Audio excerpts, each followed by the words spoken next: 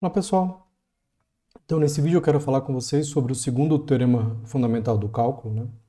O segundo teorema fundamental do cálculo relaciona as integrais definidas, né, a área embaixo da função de a até b, com a antiderivada, né?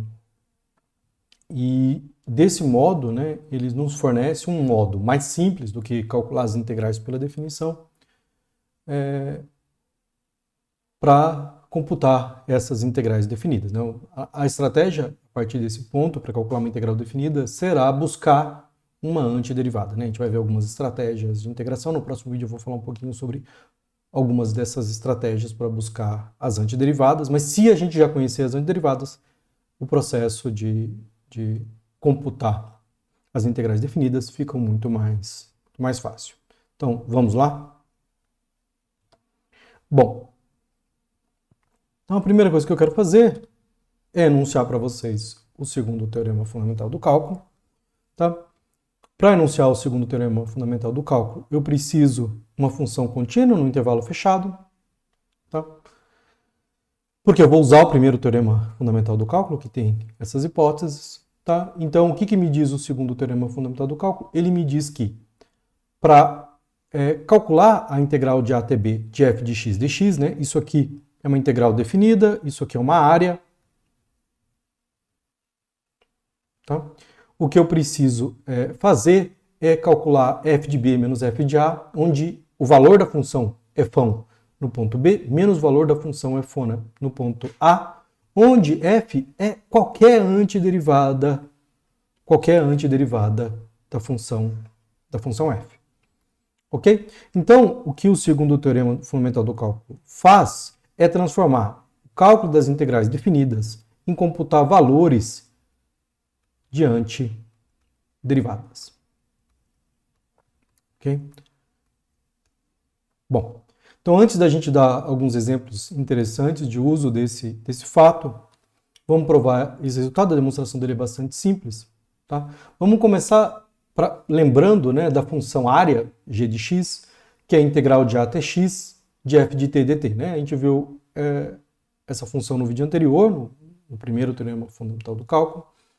Tá? E essa função aqui guarda a área de f de t, abaixo de f de t, do ponto A até o ponto x.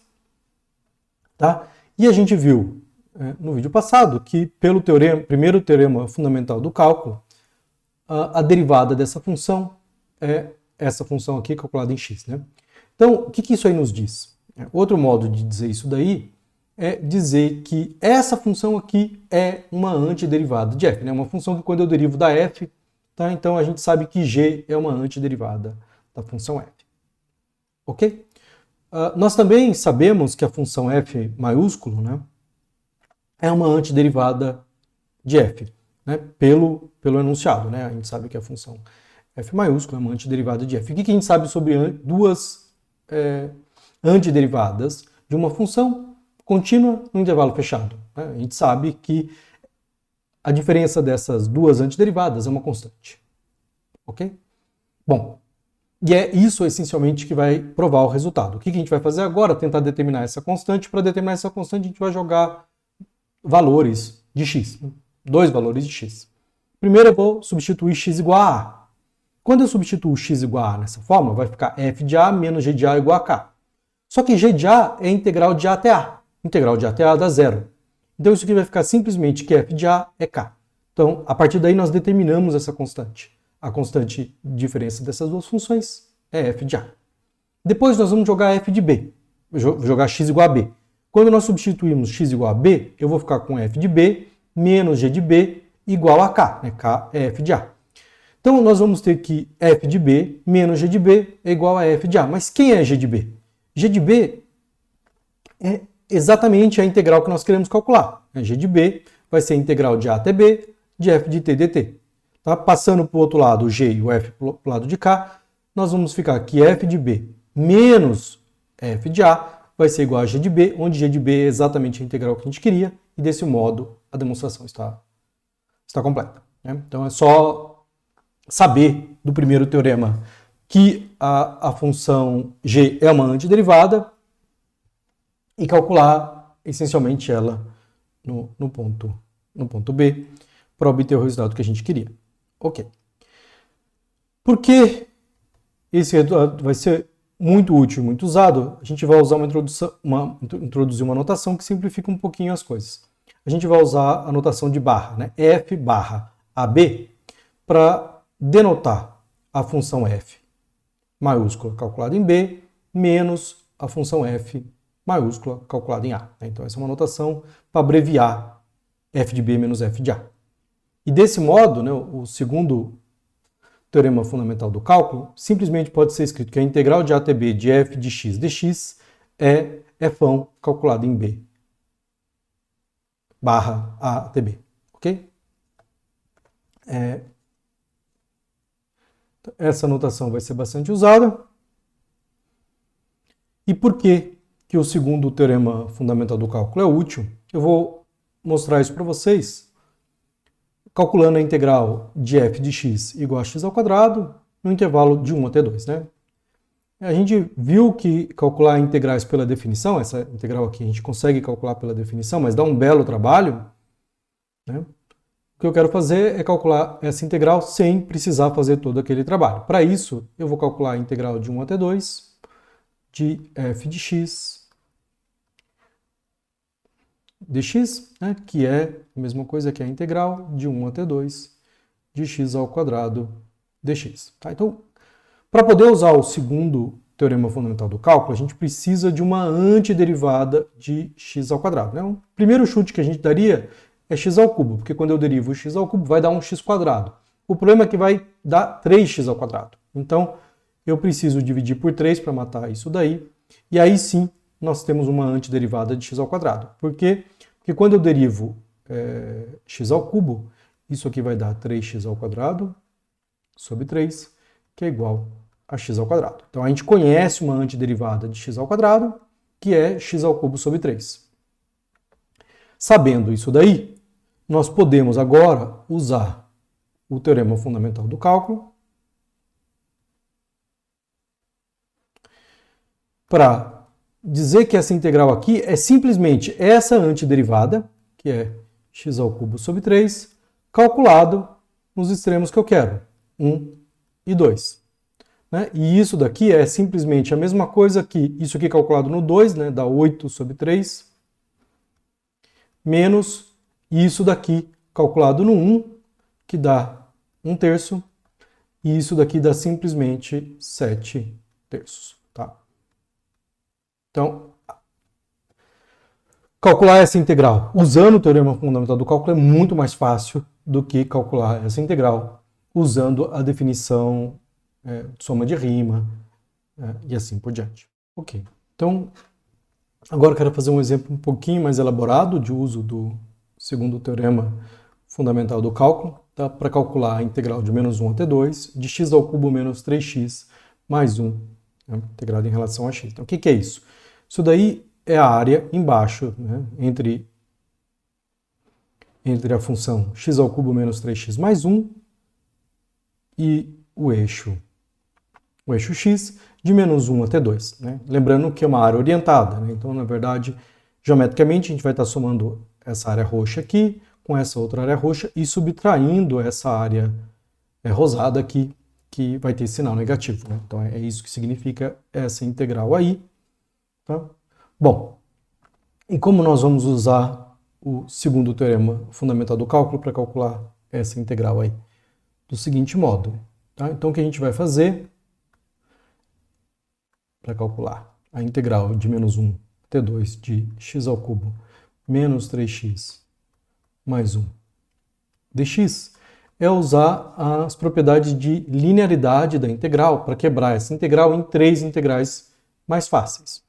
De que maneira? Bom, então o que eu vou fazer aqui é quebrar o primeiro termo x ao cubo, vai ficar a integral de menos 1 até 2 de x ao cubo dx, tá? Aí, menos 3 eu consigo colocar para fora, porque a integral sai para fora da integral, ou constante sai para fora da integral, de menos 1 até 2, de x dx, tá? E aí, por último, vou ficar, isso aqui vai somar ainda, integral de menos 1 a t2 de 1 dx. Então nós quebramos essa integral em 3 mais fáceis, e agora, para cada um desses pedaços, nós vamos poder usar o teorema fundamental do cálculo, calculando uma antiderivada aqui, ok? Bom, com a antiderivada de x ao cubo, de maneira análoga ao que a gente viu, vai ser x a quarta sobre 4, porque x a quarta sobre 4 como derivada da x ao cubo, tá? Isso daí calculado de menos 1 a t2 menos 3 vezes. Aí eu vou ter que calcular a antiderivada de x, que é x ao quadrado sobre 2, calculado em menos 1 e em 2. E, finalmente, a integral de 1, que vai dar x calculado de menos 1 até 2. Né? Então, agora é só calcular o valor da função nesses pontos aí, e a gente vai ter que isso aqui vai dar 9 quartos. Tá? Então, esse exemplo aqui, nós usamos a linearidade para calcular essa integral aí. Ok? Bom, vamos fazer mais um exemplo. Tá? O exemplo que eu quero fazer com vocês é a integral de 0 até 1 de 1 sobre x ao quadrado mais 1. Tá? Então, o que isso daí representa? Aqui está o gráfico de 1 sobre x ao quadrado mais 1. Né? Eu quero calcular a integral de 0 até 1, eu quero calcular essa área em lilás aqui. Okay? Bom, para fazer isso daí, de novo, a mesma coisa. Né? Eu vou usar o teorema fundamental do cálculo.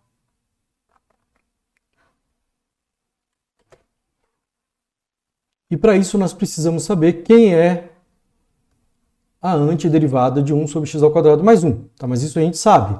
Qual é a função que, quando eu derivo da 1 sobre x ao quadrado mais 1, é a função arcotangente. Então, basta calcular arcotangente nos pontos 0 e 1. Né?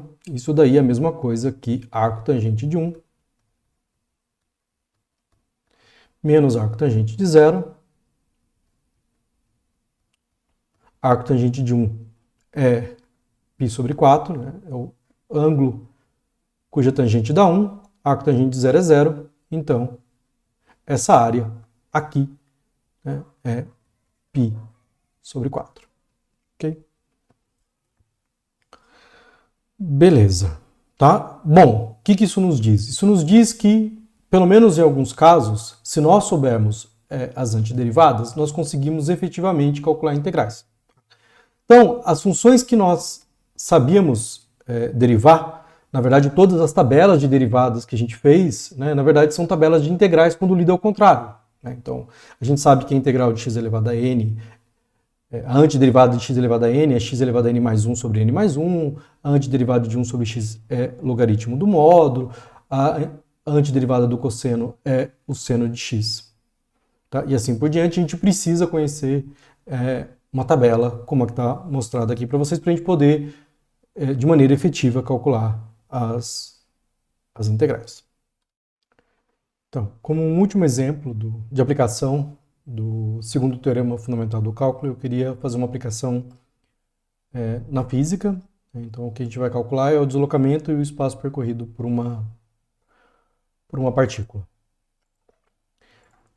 Para isso, a gente vai considerar uma partícula que tem que se deslocar unidimensional, né? A gente só sabe realizar coisas que envolvam funções de uma única variável, então a gente vai supor que ela se desloca sobre o eixo x, tá? E que a equação da posição da partícula é dada por x igual a x de t, e que a velocidade é dada por v igual a v de t, né? Tanto a posição quanto a velocidade são funções do tempo, e são funções contínuas em AB, né? O fato da posição e a velocidade ser contínua são bem naturais do ponto de vista físico, tá? Também sabemos, né, que a derivada da posição é a velocidade, né? Então a derivada de x em relação a t é v de t, o que nos diz, o que pode ser interpretado de um outro modo como dizendo que x de t é uma antiderivada de v de t, né? A posição é uma antiderivada da velocidade. Então, nós podemos usar o segundo teorema fundamental do cálculo para calcular a integral de a até b de v de t dt, sabendo que a posição é uma antiderivada, isso aqui dá simplesmente a posição em B menos a posição em A. O que a gente acabou de dizer? O que a gente acabou de dizer é que a integral da velocidade de A até B dá a posição final menos a posição inicial, ou seja, dá o deslocamento da partícula. Né? Ok? Lembrando que no deslocamento só importa a posição final menos a posição inicial. E se a gente, por exemplo, nesse caso aqui, né, caso a partícula esquecesse a carteira em casa, né, então ela sai de casa, a partícula esquece a carteira, tem que voltar para casa para depois ir para o lugar que ela quer. O fato dela ter ido e voltado, né, é simplesmente ignorado. Né? O que importa é só aonde ela saiu até onde ela chegou.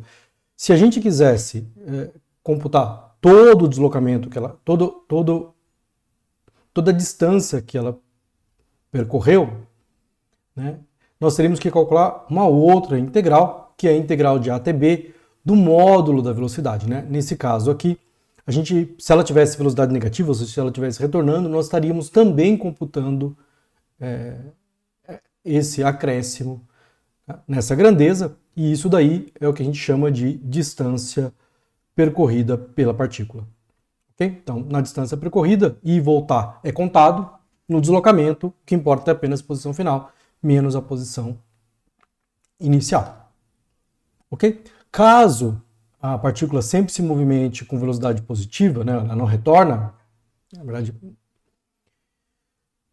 o deslocamento e a distância percorrida são a mesma. Né? Isso daí é igual à integral de A até B de V de t dt, né? Porque nesse caso o módulo de V de t é a própria função V de t. Então vamos fazer um exemplo simplesinho para enxergar o que está acontecendo nesse caso. Né?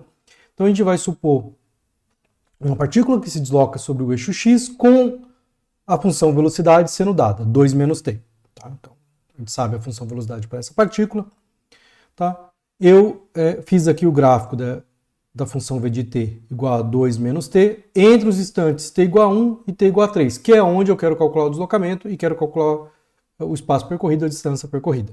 Tá? O que acontece com a função 2 menos t nesse intervalo? Né? Até o 2, essa função é positiva, e depois do 2 ela é negativa. Então essa partícula até o tempo 2 se move para a direita, depois ela se move para a esquerda. Né? Na verdade, como essas áreas aqui são iguais, significa que ela vai ir e vai voltar para o mesmo lugar e que o deslocamento dela vai ser zero, apesar dela ter percorrido uma certa distância. Tá? Então, para provar isso de maneira analítica, para fazer as contas, né, vamos começar computando o deslocamento.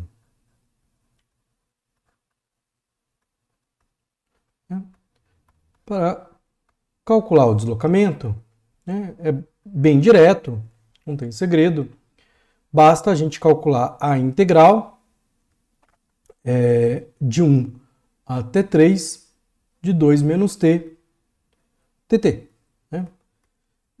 Essa integral é fácil de calcular, né? A antiderivada de 2 menos t é simplesmente 2t menos t ao quadrado sobre 2. Então basta calcular essa função no ponto 1 e no ponto 3. Tá? E isso daqui vai dar simplesmente, né? No ponto 3, isso aqui vai dar 6 menos 9 meios, menos isso daí calculado no ponto 1. No ponto 1, isso vai dar 2 menos meio. Tá? E aí, 6 menos 2, 9 menos meio, isso dá 8 meio, dá 4. Menos 4, menos 2, 6, menos 6 dá 0. Tá? Então, como o gráfico sugeria para a gente, essa partícula não realiza deslocamento. Tudo que ela anda para frente, ela anda para trás, ela volta para a posição inicial. No tempo 3, ela está na mesma posição que ela estava no tempo 1. Tá? Agora, se a gente quiser calcular a distância percorrida,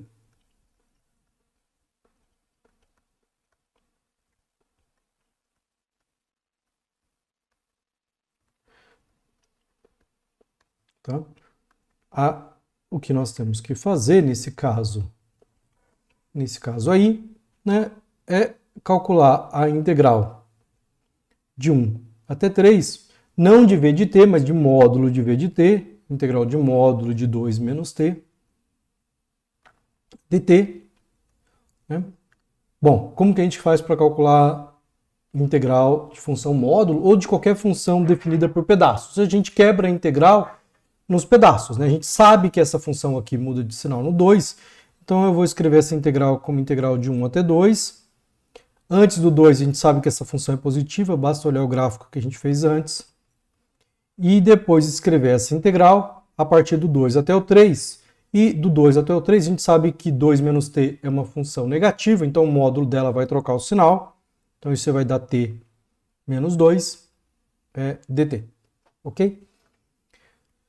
Do mesmo modo, a gente sabe qual é a antiderivada disso aqui. A antiderivada disso aqui é 2t menos t ao quadrado sobre 2, calculado de 1 até 2, tá? Mais a antiderivada aqui vai dar t ao quadrado sobre 2, menos 2t, calculado de 2 até 3. Agora é só jogar os valores aqui e ver que isso aí vai dar 1. Eu já tinha feito antes. É só somar fração, eu não vou passar vergonha somando fração para vocês. Eu realmente é soma de fração. Tá? O que a gente percebeu então? Né? Na verdade, o que a gente percebeu é que ela tem uma distância percorrida apesar de ter começado o movimento e terminado o movimento na mesma posição. Ok? Bom, então, o que a gente viu nesse vídeo aqui? O que a gente viu nesse vídeo aqui foi o segundo teorema fundamental do cálculo. O segundo teorema fundamental do cálculo nos dá um modo de calcular integrais que não seja pela definição. Na verdade, ele diz que para calcular uma integral, o melhor modo é buscar uma antiderivada e simplesmente calcular o valor dessa antiderivada nos extremos de integração. Ok? Então, o que a gente precisa fazer agora? O que a gente precisa fazer agora é ter formas efetivas de buscar antiderivada, que é o que a gente vai ver nos próximos 2 vídeos. Era isso que eu queria falar com vocês. Fiquem bem.